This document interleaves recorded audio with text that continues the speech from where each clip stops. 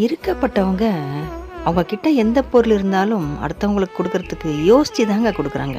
அவங்களுக்கு தேவையில்லைனா தான் கொடுக்குறாங்க. நான் எல்லாரையும் சொல்ல வரல, சில பேரை நான் சொல்கிறேன்.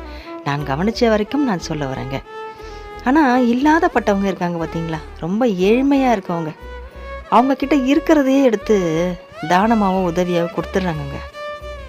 அவங்களுக்கே இருக்காது. அவங்களுக்கு அது அடுத்தது அது அது ஒரு பொருள் தான் அவங்ககிட்ட இருக்கும். அது இல்லைன்னா அவங்களுக்கே ரொம்ப கஷ்டமாக இருக்கும். ஆனாலும் பரவாயில்லைங்க, உங்கள் அவசரத்துக்கு உதவுது இல்லை, எடுத்துக்கோங்க, கடவுள் எனக்கு வேறு கொடுப்பாருங்க அப்படின்னு அந்த ஒரு தன்னம்பிக்கையும் அந்த பெருந்தன்மையான மனசை பாருங்கள். அங்கே தாங்க வாழ்கிறாரு கடவுள். முருகர் கோயிலில் வந்து நம்ம எத்தனையோ பேரை பார்த்துருக்கோம். நிறைய பேரை வந்து ஏதோ கொஞ்சம் காசு போடுறதுக்கும் பார்த்து பார்த்து போடுவாங்க. ரொம்ப ஏதாவது ஒன்று அவங்களுக்கு செய்யணுனாலே ரொம்ப பார்த்து பார்த்து யோசித்து பண்ணுறவங்களும் இருக்காங்க. ரொம்ப வசதியாக இருப்பாங்க அவங்களெலாம் பார்த்தா, யோசித்து யோசித்து பண்ணுவாங்க.